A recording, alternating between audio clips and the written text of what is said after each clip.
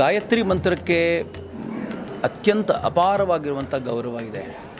ಅದರ ಪ್ರತಿಯೊಂದು ಅಕ್ಷರವೂ ಕೂಡ ನಮ್ಮನ್ನು ಕಾಪಾಡುವಂಥ ಗಾಯಂತಂ ತ್ರಾಯತೆ ಅಂತಲೇ ಹೇಳ್ತಾರಲ್ಲ, ಹಾಗೆ ಯಾರಿದನ್ನು ಉಚ್ಚರಿಸ್ತಾರೋ ಅವರನ್ನು ಕಾಪಾಡುವಂಥ ಅಪರೂಪದ ಶಕ್ತಿ ಉಳ್ಳಂಥದ್ದು. ನಮ್ಮೆಲ್ಲರ ಧೀಶಕ್ತಿ ಪ್ರಚೋದನೆಗೆ ಕಾರಣವಾಗುವಂಥದ್ದು ಗಾಯತ್ರಿ ಮಂತ್ರ ಅಂತ. ಆ ಗಾಯತ್ರಿಗೆ ಒಂದು ಸ್ವರೂಪವನ್ನು ಏನು ನಾವು ಕಲ್ಪಿಸಿಕೊಂಡಿದ್ದೀವಿ, ಆ ಸ್ವರೂಪವನ್ನು ನಮ್ಮವರೇನು ಸಾಕ್ಷಾತ್ಕರಿಸಿಕೊಂಡಿದ್ದಾರೆ, ನಮ್ಮ ಹಿರಿಯರು, ನಮ್ಮ ಪೂರ್ವಜರು, ಋಷಿಗಳು ಆ ಸಾಕ್ಷಾತ್ಕರಿಸಿಕೊಂಡಂಥ ಸ್ವರೂಪವನ್ನು ಅನೇಕ ವರ್ಷಗಳ ಹಿಂದೆ ಪರಮಪೂಜ್ಯ ವಲ್ಲಭ ಚೈತನ್ಯರು ಇಲ್ಲಿ ಅದನ್ನು ಪ್ರತಿಷ್ಠಾಪಿಸಿದರು. ಅದಕ್ಕೆ 25 ವರ್ಷ ಆಗುತ್ತೆ.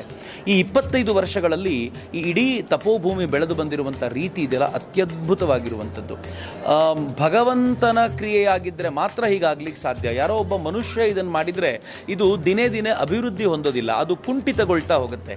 ಆದರೆ ಭಗವತ್ ಚಿಂತನೆಯಿಂದ, ಭಗವದಿಚ್ಛೆಯಿಂದ ಯಾವ ಕೆಲಸ ಆಗಿರುತ್ತೋ ಅದು ದಿನೇ ದಿನೇ ಪೂರ್ಣಚಂದ್ರನಂತೆ ವೃದ್ಧಿಯಾಗ್ತಾ ಹೋಗುತ್ತೆ. ಹಾಗೆ ಪೂರ್ಣಚಂದ್ರನಂತೆ ವೃದ್ಧಿಯಾಗ್ತಾ ನೂರಾರು ಜನರನ್ನು ತಪಸ್ಸಿನ ದಿಕ್ಕಿಗೆ ಕರ್ಕೊಂಡು ಹೋಗ್ತಾ ಇರುವಂಥ ಶ್ರೇಷ್ಠ ಜಾಗ ಇದು ಅಂತ ನಾನು ಭಾಳ ಹೆಮ್ಮೆಯಿಂದ ಹೇಳಬಲ್ಲೆ. ಇಲ್ಲಿಗೆ ಬಂದ್ರೇ ಆ ಪಾಸಿಟಿವ್ ವೈಬ್ರೇಷನ್ಸನ್ನು ಫೀಲ್ ಮಾಡ್ಬೋದು. ಯಾರಾದರೂ ಇಲ್ಲಿಗೊಮ್ಮೆ ಬರಬೇಕು, ಇಲ್ಲಿ ಸ್ವಲ್ಪ ಹೊತ್ತು ಕೂತ್ಕೋಬೇಕು. ಇದು ಬರೀ ಬಂದು ಓಡೋಗ್ಲಿಕ್ಕೆ ಇರುವಂಥ ಜಾಗ ಅಲ್ಲ.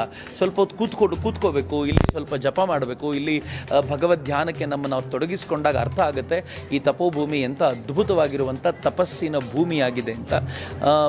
ಈ ತಪಸ್ಸಿನ ಭೂಮಿ ನಮಗೆಲ್ಲರಿಗೂ ಇನ್ನೂ ನೂರಾರು ವರ್ಷಗಳ ಕಾಲ ಹೀಗೆ ಪ್ರೇರಣೆ ಕೊಡ್ತಿರಬೇಕು. 25 ವರ್ಷ ಆಗಿದೆ.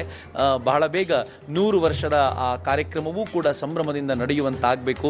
ಹಾಗಾಗಬೇಕು ಅಂದರೆ ನಾನು, ನೀವು ಎಲ್ಲ ಈ ಗಾಯತ್ರಿ ತಪೋಭೂಮಿಯನ್ನು ಅದರ ಹೆಸರಿಗೆ ತಕ್ಕಂತೆ ಅದನ್ನು ಬಳಸಿಕೊಳ್ತಾ ಅದನ್ನು ಉಳಿಸುವ ಪರಂಪರೆಗೆ ನಾವು ಕೈ ಹಾಕಬೇಕು ಅಂತ ನಾನು ಎಲ್ಲರನ್ನೂ ಪ್ರಾರ್ಥಿಸ್ಕೊಳ್ತೀನಿ. ಇವತ್ತೇನು ಈ 25 ವರ್ಷಗಳ ಕಾರ್ಯಕ್ರಮ ನಡೀತಾ ಇದೆ, ಈ ಕಾರ್ಯಕ್ರಮ ಸಾಂಗವಾಗಿ ನೆರವೇರಲಿ, ಅದ್ಧೂರಿಯಾಗಿ ನೆರವೇರಲಿ. ಇನ್ನೂ ನೂರಾರು, ಸಾವಿರಾರು, ಲಕ್ಷಾಂತರ ಜನರನ್ನು ಗಾಯತ್ರಿ ತನ್ನ ತೆಕ್ಕೆಗೆ ತೆಗೆದುಕೊಳ್ಳಲಿ ಅಂತ ನಾನು ಶ್ರದ್ಧೆಯಿಂದ ಪ್ರಾರ್ಥಿಸ್ತೀನಿ.